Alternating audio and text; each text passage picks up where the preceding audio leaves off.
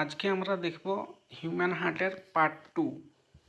আমরা গতকাল আমরা দেখেছি কি যে পার্ট 1-এ কি দেখেছি দেখো, কম্পোনেন্টস অফ সার্কুলেটরি সিস্টেম দেখেছি, ধমনী দেখেছি, ধমনী এবং শিরার মধ্যে পার্থক্য দেখেছি, ক্যাপিলারি বা জালক দেখেছি। তারপরে দেখো এভাবে হয়েছে পার্ট 1-এর যে ভিডিওটা। তারপরে কি রয়েছে, আজকে আমরা পার্ট 2 পড়ব। পার্ট 2-এ কী রয়েছে দেখো, electrical conduction system of heart. তাহলে আমরা এখানে কি পড়বো, এসএ নোড। প্রথমত দেখো এখানে এসএ নোড বলে একটা দেওয়া রয়েছে শব্দ। তাহলে এসএ নোড বা এটার পুরো নাম কি, সাইনোঅ্যাট্রিয়াল নোড। ঠিক আছে, লেখার চেষ্টা করছি। সাইনোঅ্যাট্রিয়াল নোড, এসএ নোডের পুরো নাম হলো সাইনোঅ্যাট্রিয়াল নোড। এবং এটা অবস্থান কোথায়, এটার অবস্থান হচ্ছে তোমার ডান অলিন্দ। এটা আমরা জানি যে রাইট অ্যাট্রিয়াম।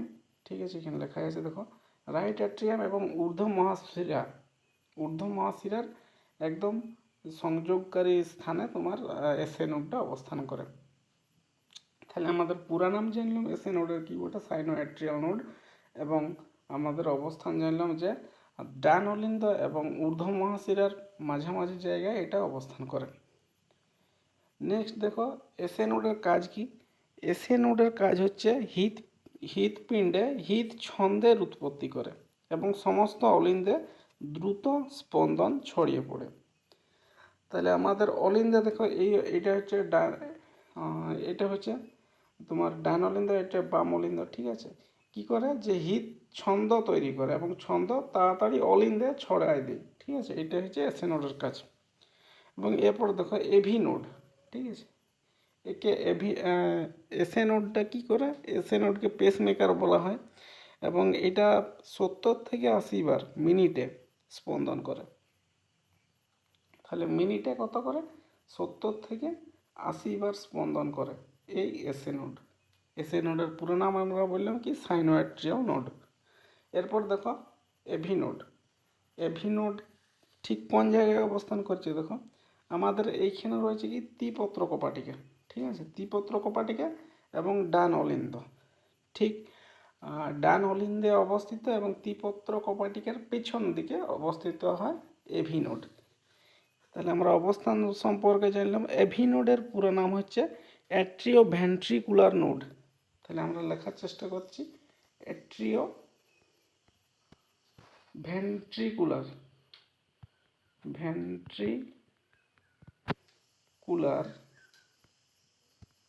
নোড। ঠিক আছে, অ্যাট্রিও ভেন্ট্রিকুলার নোড। এবং এটার কাজ কি দেখো, যখন আমরা দেখলাম যে এসএ নোডের কাজ কি, এসএ নোড হলো তোমার যে ছন্দ সেটা তৈরি করা। ঠিক আছে, ছন্দের উৎপত্তি করা এবং অলিন্দে দ্রুত স্পন্দন করা, এটা হচ্ছে এসএ নোডের কাজ। যখন এসএ নোড সাময়িকভাবে কাজ করা বন্ধ করে তখন তার দায়িত্ব কেনে এভি নোড। ঠিক আছে, তখন তার দায়িত্ব কেনে এভি নোড। এভি নোডটার তাহলে আমরা কি বলতে পারি যে কাজটা, এভি নোড হচ্ছে এসএ নোড ছন্দ সৃষ্টি না করলে তখন এভি নোড এটা সৃষ্টি করে বা উৎপত্তি করে। তাই একে কি বলা হয়, রিসার্ভ পেসমেকার। আমরা এসএ নোডকে কি বললাম, পেসমেকার বললাম, আর রিসার্ভ পেসমেকার বললাম কাকে, এভি নোডকে।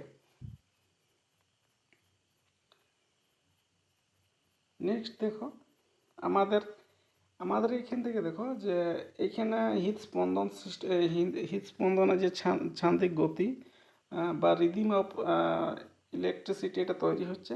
এরপরে কি হচ্ছে, এইখানকে আসছে এবং এইখান থেকে সারা নিলয়ের প্রাচীরে আমার ছড়ে যাচ্ছে। ঠিক আছে, দেখো এইখানে তৈরি হচ্ছে, এইখান থেকে দেখো এইখান থেকে এইভাবে ছড়িয়ে যাচ্ছে নিলয়ের প্রাচীরে, পুরো প্রাচীরে ছড়ে গেছে। এই পুরাটাকে কি বলবো আমরা, যে বান্ডেল অফ হিজ। এরপর আছে কি আমাদের বান্ডেল অফ হিজটা কি বলে দেখো, মিনিটে 36 বার। তার আগে দেখো এই আমাদের এসএ নোডটা কী করে, এসএ নোডটা মিনিটে 70 থেকে 80 বার স্পন্দন করে, এবং এভি নোডটা কী করে, এভি নোডটা 40 থেকে 60 বার। ঠিক আছে, 40 থেকে 60 বার আমাদের এভি নোডটা স্পন্দন করে। এরপর দেখো bundle of his. Bundle of his কি, এটা মিনিটে 36 বার স্পন্দন করে। এই বান্ডেল অফ হিজ কী করে, মিনিটে 36 বার স্পন্দন করে। এটা এভি নোড থেকে উৎপন্ন হয়ে হৃৎপিণ্ডের সংযোগী কলা দুভাগে বিভক্ত হয় এবং ডান নিলয় এবং বাম নিলয়ে বিস্তৃত স্পন্দনকে নিলয়ের প্রাচীরে পৌঁছিয়ে দেয়। তাহলে আমি বললাম যে যে তোমার এভি নোডে তোমার উৎপন্ন যে ছান্দিক ইয়াটা স্পন্দনটা, এটা তোমার নিলয়ের প্রাচীরে পৌঁছায় দিচ্ছে। এটাকে বলা হয় বান্ডেল অফ হিজ। ঠিক আছে, এখানে দেখো রাইট বান্ডেল অফ হিজ দিয়ে আছে, ব্রাঞ্চ, এই যে রাইট এই ডান দিকেরটা এবং বাম দিকেরটা ভাগ হয়ে গেছে। এখান থেকে দেখো লেফট বান্ডেল অফ ব্রাঞ্চ লেখা রয়েছে। নেক্সট কি আছে দেখো, বান্ডেল অফ হিজ বুঝতে পারলে যে বান্ডেল অফ হিজ কিছুই নয়, বান্ডেল অফ হিজ হচ্ছে যে আমাদের এভি নোডে যেটা উৎপন্ন হচ্ছে সেটা নিলয়ের প্রাচীরে পৌঁছে দেওয়া, আর এটা 36 বার মিনিটে হয়।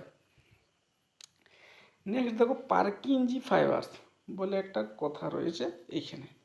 এটা কি, এটা দেখো যে আমাদের বান্ডেল অফ হিজ, এই যে বান্ডেল অফ হিজ এর যে যখন ছোট ছোট শাখা পোশাকায় যখন বিভক্ত হয়ে যায় তখন তাকে কি বলবো হয়, পার্কিনজি ফাইবার্স।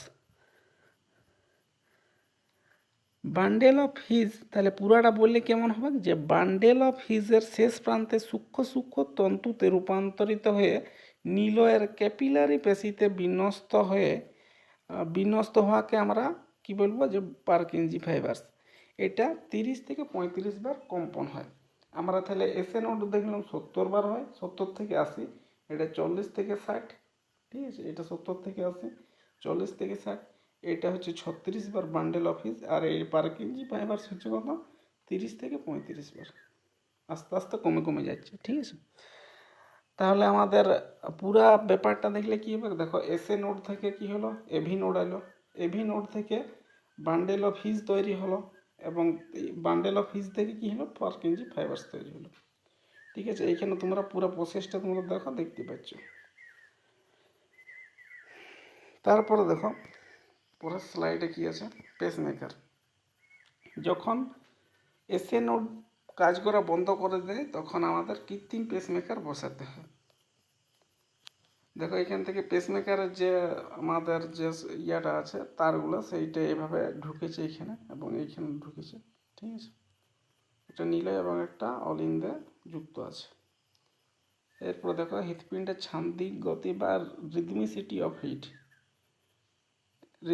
অফ হার্ট হবে। ঠিক আছে, তাহলে আমাদের গ্রাফটা যদি দেখি তাহলে গ্রাফটা কেমন দেখাবে, এইরকম গ্রাফটা তৈরি হবে। আর কীভাবে যায়, এই যে এরকম করে যাচ্ছে। ঠিক আছে, গ্রাফটা এইভাবে তৈরি হবে। তাহলে গ্রাফের কিছু ছন্দ আছে, কি কি দেখো, আমাদের P Q R S T, P Q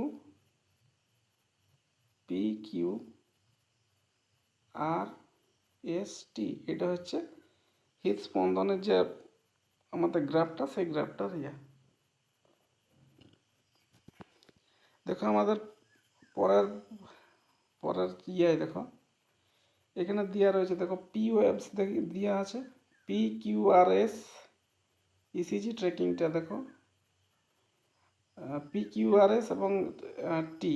ঠিক আছে, এটা ওয়েবসটা দেখানো হয়েছে এবং এটা ইসিজি ট্রেকিংটা। এবং দেখো এখানে নর্মাল হার্টবিটে কি হয়, নর্মাল হার্টবিটে তোমরা দেখতে পাচ্ছ যে হার্টবিটটা ঠিকঠাক চলছে, এবং স্পিড ফাস্ট হার্টবিট, যখন আমরা দৌড়াদৌড়ি করি তখন আমাদের হার্টবিট কি হয়, ফাস্ট হয়ে যায়। তখন কি হয়, তখন তাড়াতাড়ি আমাদের যে এই যে উঠানামাটা করছে এটা তাড়াতাড়ি হয়ে যায়। ঠিক আছে, স্লো হার্টবিট কেমন, স্লো হার্টবিট হচ্ছে খুব দেরিতে বা স্লোতে, খুব গ্যাপে গ্যাপে আমাদের যে কিউআরএস যে কমপ্লেক্সটা আছে সেটা, মানে এই যে এই জিনিসটা কিউআরএক্স কমপ্লেক্সটা, এটা তোমার খুব দূরে দূরে তৈরি হচ্ছে। এবং ইরেগুলার হার্টবিটটাই দেখো কখনো হচ্ছে বা কখনো হচ্ছে না, কিউআরএসটা ঠিকঠাক হচ্ছে না, দেখো এখানে হচ্ছে না। তারপরে তোমার পিওএফসটাও ঠিকঠাক তৈরি হচ্ছে না, এটাকে ইরেগুলার হার্টবিট বলা হয়। এবারে দেখো ওইটাই দেখানো হয়েছে পিওএফস, এটাকে পিওএফস বলা হয়, এটাকে কিউআরএক্স কমপ্লেক্স বলা হয়, কিউআরএস, এবং এটাকে টিওএফ বলা হয়। এখানে দেখো না সাইনো অ্যাট্রিয়াল নোড দেওয়াই রয়েছে এবং এভি নোডটাও দেওয়া রয়েছে। বান্ডেল অফ হিস দেওয়া রয়েছে, পারকিনজি ফাইবার্স দেওয়া রয়েছে। নেক্সট দেখো আমাদের স্টেথোস্কোপ। স্টেথোস্কোপ কি হয়, স্টেথোস্কোপে যে জিনিসটা দিয়ে কানে, এটা কানে দেওয়া হয় আর এটা আমাদের বুকে ধরা হয়, ঠিক আছে। এটা কি তৈরি হয়, এটা কি শব্দ শোনা যায়, এটা শব্দ শোনা যায় লাভ এবং ডাব। লাভ কি, লাভ যখন ত্রিপত্র কপাটিকা, আমরা জানি যে আমাদের যদি এটি হৃৎপিণ্ড হয়, আমাদের এইখানে থাকে কি ত্রিপত্র কপাটিকা, এখানে থাকে দ্বিপত্র কপাটিকা। তাহলে ত্রিপত্র কপাটিকা তৈরি হওয়ার সময় লাভ তৈরি হয়, লাভ শব্দ উৎপন্ন হয়, এবং ডাব শব্দ কখন হয়, দ্বিপত্র কপাটিকা তৈরি হওয়ার সময় ডাব উৎপন্ন হয়, ডাব শব্দটা উৎপন্ন হয়। নেক্সট দেখো অলিন্দের সম্প্রসারণ।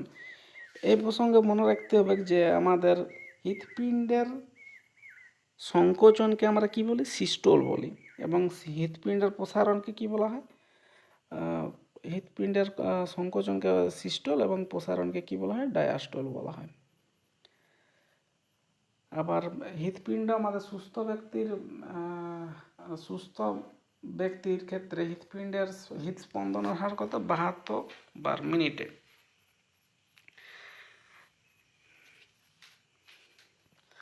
এরপর দেখো আমাদের অলিন্দের প্রসারণ, ঠিক আছে। প্রসারণ মানে কি, প্রসারিত হওয়া, ঠিক আছে। প্রসারণ কথার অর্থ হচ্ছে কি প্রসারিত হওয়া বা তোমার চওড়া হওয়া, জায়গাটা কি হবে, চওড়া হয়ে যাবে, ঠিক আছে। মানে হয়তো প্রথমে এরকম ছিল তারপরে এরকম হয়ে গেল, ঠিক আছে, এটা হচ্ছে প্রসারণ। তাহলে আমাদের যখন যখন আমাদের রক্তটা ঢুকে, ঠিক আছে, অলিন্দে যখন রক্তটা ঢুকছে এইখান থেকে এবং এইখান থেকে, তখন কি হচ্ছে, এইখানে তো ফাঁকা জায়গা ছিল, এবার ঢোকার পরে কি হচ্ছে, অলিন্দ একটু চওড়া হয়ে যাচ্ছে বা ফুলে যাচ্ছে, এটাকে বলা হয় অলিন্দের প্রসারণ।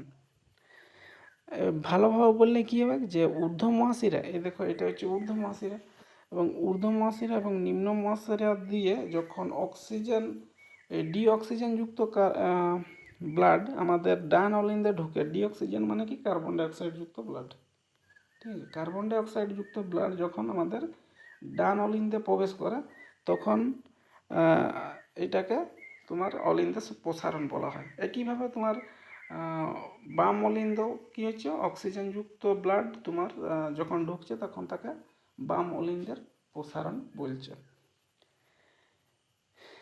এবার দেখো অলিন্দের সংকোচন কোনটা, অলিন্দের সংকোচন হচ্ছে যখন তোমার জিনিসটা চলে যাচ্ছে, ঠিক আছে, বা ব্লাডটা যখন অলিন্দ থেকে নিলয়ে প্রবেশ করছে, অলিন্দ থেকে যখন নিলয়ে প্রবেশ করছে ত্রিপত্র কপাটিকা এবং দ্বিপত্র কপাটিকার মাধ্যমে, তখন এটা অলিন্দটা কি হচ্ছে, সংকুচিত হয়ে যাচ্ছে, এখান থেকে চলে যাচ্ছে জিনিসটা, এবং তখন এটার প্রসারণ ঘটছে, আবার এটার প্রসারণ ঘটছে, তখন এটার পদ্ধতিটাকে কি বলা হয়, অলিন্দের সংকোচন, অথবা কি হয়, নিলয়ের প্রসারণ, ঠিক আছে, নিলয়ের প্রসারণ হয়।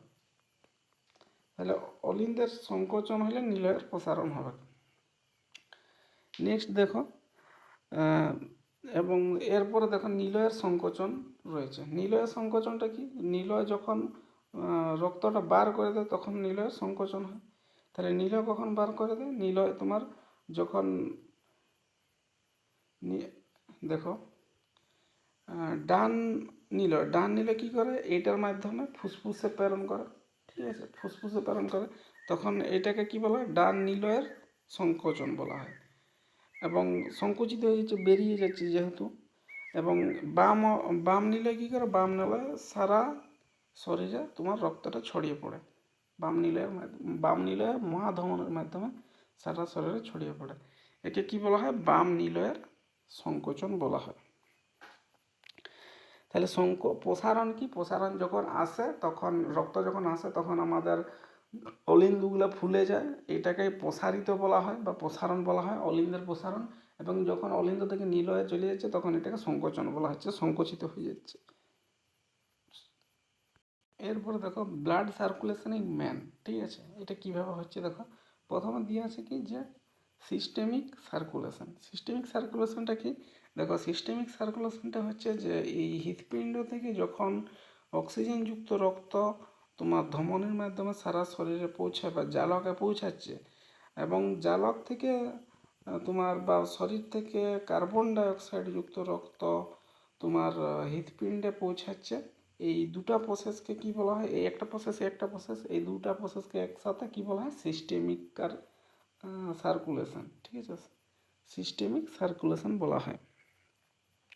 তাহলে সিস্টেমিক সার্কুলেশনটা এই পুরো প্রসেসটা বটে এইটা, ঠিক আছে। কি হচ্ছে যে হৃৎপিণ্ড থেকে অক্সিজেনযুক্ত রক্ত জালকে পৌঁছাচ্ছে এবং জালক থেকে কার্বন ডাইঅক্সাইড যুক্ত হৃৎপিণ্ডে পৌঁছাচ্ছে, এই পুরো প্রসেসটাকে সিস্টেমিক সার্কুলেশন বলা হয়।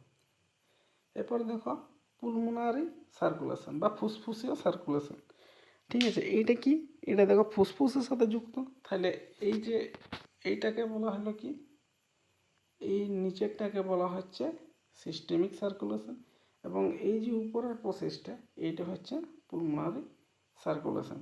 এটা কি হৃৎপিণ্ড থেকে তোমার কার্বন ডাইঅক্সাইড যুক্ত রক্ত যাচ্ছে এবং কার্বন ডাইঅক্সাইড যুক্ত রক্ত যাচ্ছে এবং ফুসফুস থেকে হৃৎপিণ্ডে অক্সিজেনযুক্ত রক্ত আসছে, এই পদ্ধতিটাকে বলা হয় পুলমোনারি সার্কুলেশন।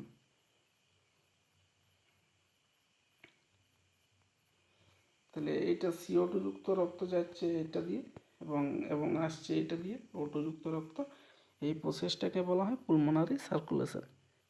অর্থাৎ কি, এর মানে হচ্ছে কি হার্ট থেকে লাং এবং লাং থেকে হার্ট, ঠিক আছে। এই প্রসেসটা হচ্ছে লাং থেকে হার্ট এবং হার্ট থেকে লাং হচ্ছে পুলমোনারি, এবং হার্ট থেকে ক্যাপিলারি বা জালক বা জালক থেকে তোমার হৃৎপিণ্ডে, এটা হচ্ছে কি সিস্টেমিক সার্কুলেশন। তাহলে দুটো সার্কুলেশন ব্যাপার আমরা জানলাম। এরপরে দেখো পোর্টাল সার্কুলেশন, ঠিক আছে।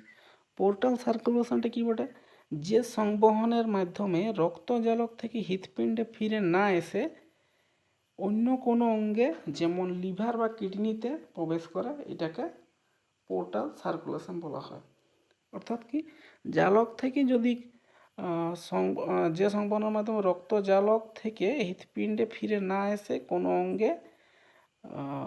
অঙ্গে যায়, ঠিক আছে, তাকে পোর্টাল সার্কুলেশন বলা হয়। লিভার এবং কিডনিতে প্রবেশ করলে এই জালকের সৃষ্টি করে। এবার দুটো ভাগ রয়েছে, হেপাটিক সার্কুলেশন এবং এই পোর্টাল সার্কুলেশনের দুটো ভাগ, একটা হচ্ছে কি হেপাটিক, একটা হচ্ছে রেনাল, ঠিক আছে। হেপাটিকটা কি বলে, যখন জালক থেকে লিভারে যায় তখন তাকে হেপাটিক বলা হয়, এবং রেনাল কি, যখন জালক থেকে কিডনিতে যায় তখন তাকে রেনাল সার্কুলেশন বলা হয়, ঠিক আছে। তাহলে জালক থেকে যখন কিডনিতে প্রবেশ করে তখন তাকে রেনাল বলা হয়, এবং যখন জালক থেকে লিভারে যায় তখন তাকে হেপাটিক বলা হয়। এবার দেখো করোনারি সার্কুলেশন দেওয়া আছে। করোনারি সার্কুলেশন আমরা প্রথম দিনের বা প্রথম পার্টের ভিডিওতে দেখেছ যে করোনারি সাইনাস হচ্ছে হৃৎপিণ্ডের বৃহত্তম পেশি, ঠিক আছে। এটা কোনটা বটে, এই যে নীল কালারের যে মোটা অংশটা দেখতে পাচ্ছ এটা হচ্ছে করোনারি সাইনাস। এখানে দেখো করোনারি সাইনাস বলে লেখাও রয়েছে। এটা কোথায় যুক্ত হয়, এইটা যুক্ত হয়, করোনারি সাইনাস কোথায় যুক্ত হয়, ডান অলিন্দে যুক্ত হয়। ডান অলিন্দে আমরা জানি যে দেখো ডান অলিন্দটা কি দিয়ে আছে, নীল কালারের দিয়ে আছে, এইখানে CO2 যুক্ত রক্ত পরিবহন মানে প্রবেশ করে। তাহলে আমাদের এই পোর্শনটা দেখো নীল কালার যেহেতু আছে, তাহলে এটি কি বটে, CO2 যুক্ত রক্ত প্রবেশ করে, আর এটি যুক্ত থাকে কোথায়, ডান অলিন্দে। এইখানে করোনারি সার্কুলেশন কি বটে, করোনারি সার্কুলেশন হচ্ছে যে সংবহনের মাধ্যমে হৃৎপিণ্ড থেকে রক্ত করোনারি আর্টারি বা ধমনির মাধ্যমে হৃদপেশিতে আসে, এবং হৃদপেশি থেকে রক্ত করোনারি সাইনাসের মাধ্যমে হৃৎপিণ্ডের ডান অলিন্দে ফিরে আসে, তাকে আমাদের করোনারি সার্কুলেশন বলা হয়। তাহলে একবার কি হচ্ছে, একবার হচ্ছে হৃৎপিণ্ড থেকে করোনারি আর্টারির মাধ্যমে হৃদপেশিতে যায়, এবং আরেকবার কি হচ্ছে হৃদপেশি থেকে করোনারি সাইনাসের মাধ্যমে ডায়ানোলিন দিয়ে প্রবেশ করে। এটাকে করোনারি সার্কুলেশন বলা হয়। এরপর দেখো সেরিব্রাল সার্কুলেশন। ঠিক আছে, সেরিব্রাল সার্কুলেশনটা কি বলে দেখো, সেরিব্রাল সার্কুলেশনটা হচ্ছে যে সংবহন হার্ট এবং ব্রেনের মাধ্যমে সংগঠিত হয়। তাহলে হার্ট এবং ব্রেনের সাথে সংযুক্ত সার্কুলেশনটাকে কি বলা হয়, সেরিব্রাল সার্কুলেশন বলা হয়। নেক্সট দেখো কি রয়েছে, নেক্সট কিছু শর্ট কোয়েশ্চেন রয়েছে। দেখো there are also many cardiovascular disease that involve the heart. কার্ডিওমায়োপ্যাথিটা কি বটে, কার্ডিয়াক পেশির রোগকে কার্ডিওমায়োপ্যাথি বলা হয়। হাইপারটেনসিভ হার্ট ডিজিজটা কি বটে, হার্টের রোগ। হার্টের রোগ উচ্চ রক্তচাপের গৌণ থেকে উচ্চ রক্তচাপকে আমাদের হাইপারটেনসিভ হার্ট ডিজিজ বলা হয়।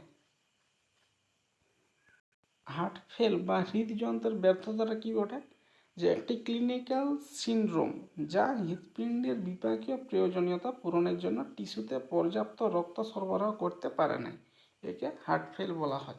ঠিক আছে, কার্ডিয়াক ডিসরিথমিয়া এটা কি বলে, হার্টের ছন্দের অস্বাভাবিকতা। আমরা ছন্দ দেখলাম হার্টের, ঠিক আছে, এই হার্টের ছন্দের যখন অস্বাভাবিকতা থাকে তখন তাকে ডিসরিথমিয়া বলা হয়। এরপর দেখো প্রদাহজনিত হৃদরোগ এন্ডোকার্ডাইটিস কি বটে, হৃৎপিণ্ডের ভিতরের স্তরের প্রদাহকে বলা হয় এন্ডোকার্ডাইটিস। আমি পেরিকার্ডিয়াম দেখেছি, মায়োকার্ডিয়াম, এন্ডোকার্ডিয়াম দেখেছি। তাহলে এন্ডোকার্ডিয়াম হচ্ছে হৃৎপিণ্ডের ভিতরের যে স্তরের প্রদাহ, তাকে বলা হয় এন্ডোকার্ডাইটিস। মায়োকার্ডাইটিস একইভাবে মায়োকার্ডিয়ামের প্রদাহকে তোমার মায়োকার্ডাইটিস বলা হয়। এবং জন্মগত হৃদরোগ কি বটে, স্ট্রেপ্টোকোকাস পায়োজেনেসিস একদল স্ট্রেপ্টোকোক্কাল সংক্রমণের কারণে বাত জ্বরের কারণে হার্টের পেশি এবং ভালভের ক্ষতি হয়, একে কি বলা হয়, জন্মগত হৃদরোগ বলা হয়। নেক্সট স্লাইড দেখো কি আছে, শর্ট কোয়েশ্চেন কিছু রয়েছে, যে রক্তচাপ মাপা হয় কোন যন্ত্রের সাহায্যে, স্ফিগনোম্যানোমিটার। রক্তচাপ ব্রাকিয়াল ধমনীতে মাপা হয়। ঠিক আছে, রক্তচাপ বা ব্লাড প্রেশার কোথায় মাপা হয়, ব্রাকিয়াল ধমনীতে। আমাদের হাতে দেখবে পেসমেকার, হাতে একটা জিনিস পরানো হয় যেখানে ব্লাড প্রেশার মাপা হয়, এখানে ব্রাকিয়াল ধমনী পাওয়া যায়। নেক্সট দেখো কি আছে, নেক্সট আছে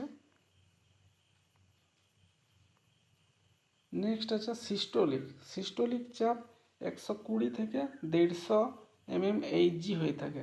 ঠিক আছে, এবং ডায়াস্টোলিক চাপকে তো 70 থেকে 90 mmHg হয়ে থাকে। ঠিক আছে, সিস্টোলিক চাপ যদি আমাদের হাই ব্লাড প্রেশার হয়, হাই ব্লাড প্রেশার কত হয়ে থাকে, হাই ব্লাড প্রেশার হয়ে থাকে 150 থেকে 150/90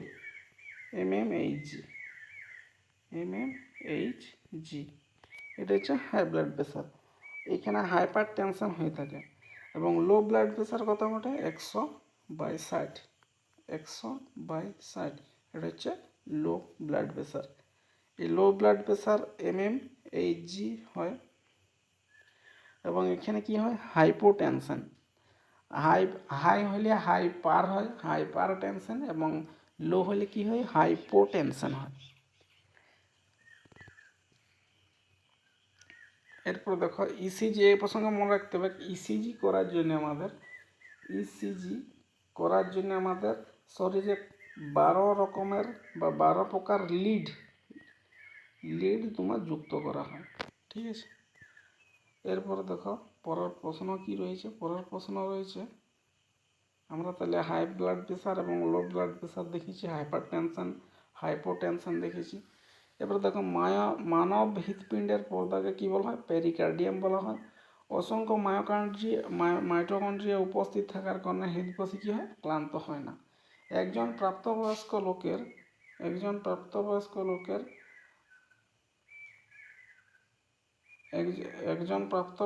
লোকের হৃৎপিণ্ডের ঘন্টা 300 লিটার পাম্প করতে পারে। ঠিক আছে, 300 লিটার পাম্প করতে পারে আমাদের হৃৎপিণ্ড। যে সূত্র হৃৎপিণ্ডের হৃৎস্পন্দনের সঙ্গে রক্তচাপের বিপরীত সম্পর্ক উল্লেখ করে তাকে মেরির সূত্র বলা হয়। তাহলে মেরির সূত্রে কি বলা হয়েছে? মেরির সূত্রে বলা হয়েছে হৃৎস্পন্দনের হারের সঙ্গে রক্তচাপের বিপরীত সম্পর্ক, এটাকে মেরির সূত্র বলা হয়। হৃৎচক্রের স্থিতিকাল কত? 0.8 সেকেন্ড। হৃৎপিণ্ডের স্বাভাবিক ওজন কত? 300 থেকে 350 গ্রাম। সিস্টোলিক, ডায়াস্টোলিক এবং পালস প্রেসারের স্বাভাবিক অনুপাত কত? 3:2:1। এটা সিস্টোলিক, ডায়াস্টোলিক এবং পালস রেটের স্বাভাবিক অনুপাত। নেক্সট পেজে দেখো কি আছে। মানব দেহের দীর্ঘতম ধমনীর নাম কি? Abdominal aorta. অ্যাবডোমিনাল অ্যাওর্টা হচ্ছে আমাদের মানব দেহের দীর্ঘতম ধমনী। এবং আমাদের ব্রাকিয়াল ধমনীতে কি হয়? রক্তচাপ মাপা হয়। আগের স্লাইডে আমরা পড়েছি যে ব্রাকিয়াল ধমনী, দেখো এখানে লেখা আছে যে ব্রাকিয়াল ধমনীতে কি হয়? ব্রাকিয়াল ধমনীতে আমাদের রক্তচাপটা বা ব্লাড প্রেশারটা মাপা হয়। এরপর দেখো আরশোলার, আমি বলিয়ে দিয়েছিলাম আগে যে আরশোলার হৃৎপিণ্ডে কটি প্রকোষ্ঠ থাকে? 13টি প্রকোষ্ঠ থাকে। হৃৎপিণ্ডের তড়িৎ বিভব পরিমাপক যন্ত্রের নাম হচ্ছে কি? ইলেকট্রোকার্ডিওগ্রাম। ঠিক আছে। হৃৎপিণ্ডের স্বাভাবিক পেসমেকারকে কি বলা হয়? SA node. এসএ নোডকে স্বাভাবিক পেসমেকার বলা হয় বা সাইনোঅ্যাট্রিয়াল নোড বলা হয়। এবং হৃৎপিণ্ডের সংরক্ষিত পেসমেকার বা রিজার্ভ পেসমেকার কাকে বলা হয়? এটাকে এভি নোডকে বলা হয়। এই এভি নোডের পুরো নাম কি বলেছি? এভি নোডের পুরো নাম হচ্ছে অ্যাট্রিওভেন্ট্রিকুলার নোড। তারপর দেখো বৌদ্ধ সংবহন তন্ত্র আমাদের রক্ত আবিষ্কার করে কে? William Harvey. উইলিয়াম হার্ভে আমাদের বৌদ্ধ সংবহন রক্ত সংবহন হতে, এখানে এটা ভুল হয়েছে, বৌদ্ধ রক্ত সংবহন তন্ত্র আবিষ্কার করে উইলিয়াম হার্ভে। এবং একজন প্রাপ্তবয়স্ক পুরুষ মানুষের সংবহন তন্ত্রের রক্তের পরিমাপ কত? 5 লিটার হয়ে থাকে।